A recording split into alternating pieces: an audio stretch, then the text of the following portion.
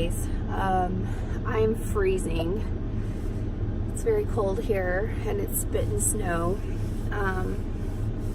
So if you hear the heater going, I'm not turning it down for you. I'm sorry. I look horrible. I've been at the hospital all morning since 6:30 a.m. It's now almost noon. I thought I had this one's procedure today where they go in through an endoscope and they dilate your stomach because my stomach's really messed up. That's not the procedure that they did today. I ended up having to have this nuclear medicine study done where they track food going through your system. And yeah, they take pictures like every hour or every 30 minutes or something for like 4 hours. So I just finished that and I'm getting ready to go home, and I don't know what it is today. I don't know what it is. I think I'm just really tired because I'm about to burst into tears. And the last picture they take, hey, you can eat now. And I'm like, yeah, I wish I could. I don't have much of an appetite. I have a headache. Again, all of my insides hurt. My joints hurt. Everything hurts. Just never seems to end. It gets really hard living in pain all the time. So, the deal was, and I had a conversation with Mason the other day. Oh no, I really can't see. I had a conversation with Mason the other day that I was like, look, we have to take really good care and pay really good attention to what you eat. Let's do the same thing for mommy, because I'm supposed to be restricted on so many foods because I have an allergy, a really bad allergy to fructose. Fructose is in almost everything. It really is. And so I don't eat very much, even though I'm fat and I weigh like 225 pounds. It's not because of what I eat, and that's depressing. It makes me sad. It's just an autoimmune thing, and I want to look good. I want to pay attention to doing anything, but I just get so sad and down about it sometimes. And days where I spend them in the hospital or I'm getting these procedures, trying to find out ways to help, they never really end up helping. I mean, I guess they do. I'm sure they do, or we wouldn't be doing them, but it just gets really hard sometimes. I think I'm just really tired today. Mason, past couple of nights, his blood sugars have just plummeted like 2 or 3 times during the night, and alarms go off, and you're waking up out of a dead sleep, and you have to jump up and go get juice and peanut butter crackers, and you go in there and you have to wake Mason up, and he's not the nicest person when he's half asleep. Not on purpose, he's just half asleep, and you can't get him to drink the juice, but he needs the juice, and it gets very frustrating. And last night, after 2 times getting up and doing his low blood sugar stuff, it was like 3 o'clock in the morning, and I hadn't slept hardly at all. And Brandon rolled over and said, is everything okay? I'm like, no, it's not okay. You need to get up the next time, and you need to do it some, because I'm exhausted. And it's not like he's trying to not do it.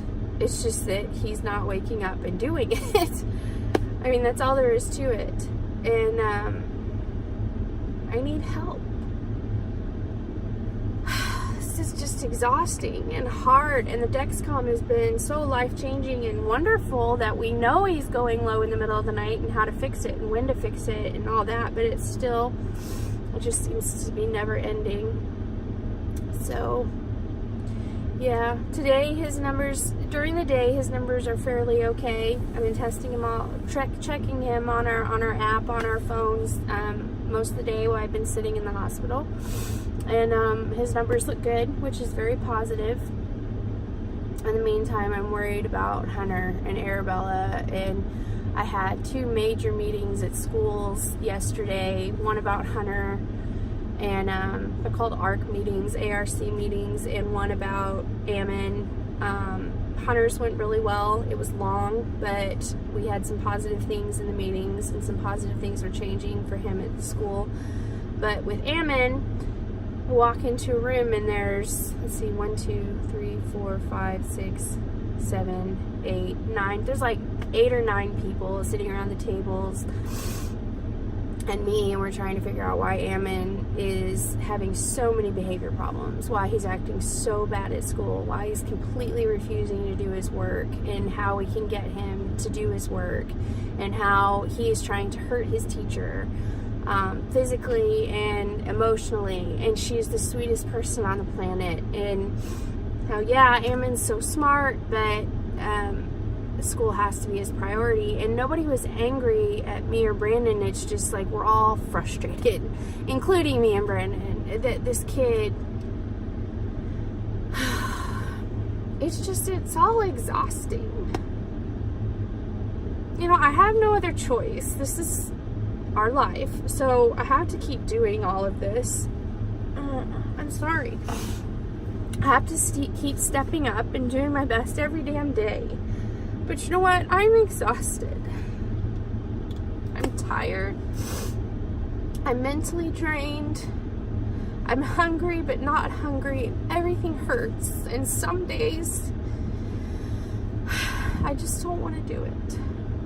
But I have no choice. So that's today. What are you thinking about doing? So I'm thinking of doing a diabetes education video. For people who don't know what diabetes is or what causes it, and so and I have part 1 and part 2 of the video done. Diabetes video part 1. First, Mason and me is seeing Mason. Oh wait. Dude, you need a haircut.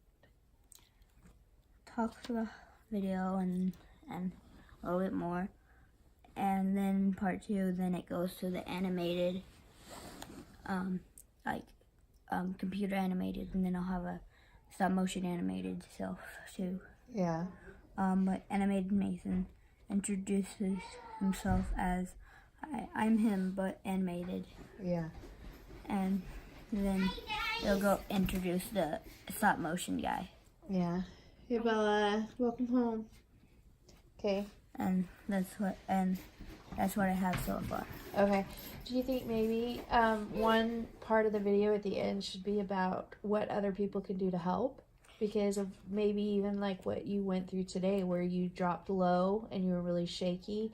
Maybe other people in your classroom could volunteer to help walk you to the nurse so you don't fall over and hit your head. Or maybe they could volunteer to do one of the diabetes walk run events where we raise money to go towards diabetes research.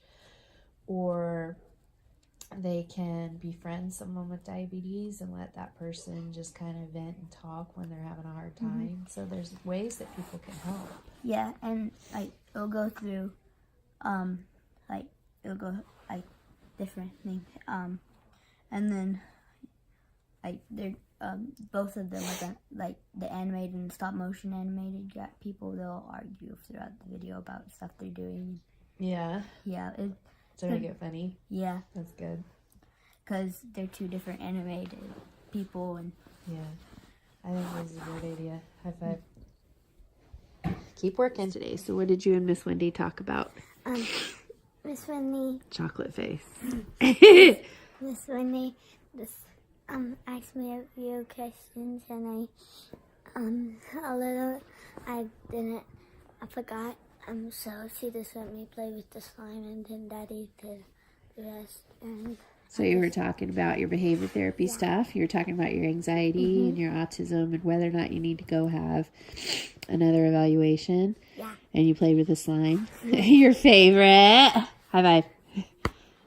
What is he doing? He wants to make an educational series about diabetes because a lot of people his age have a lot of misconceptions about diabetes, right? Yeah. Type 1, they think that it's caused by sugar and other things. A lot of people don't realize it's an autoimmune disease like what Mommy has. Go ahead. Stop Motion Mason introduces himself as, "Hi, I'm those two, but better. Mason, animated Mason." I keep forgetting to add an N to my name. Hey, stop. Hey, Stop Motion Mason. What? It's true. Say it again. So far I got, cheetahs have spots on their fur. Cheetahs have sharp claws and sharp teeth. Cheetahs have black teal marks that help them see far away. Bella, good job.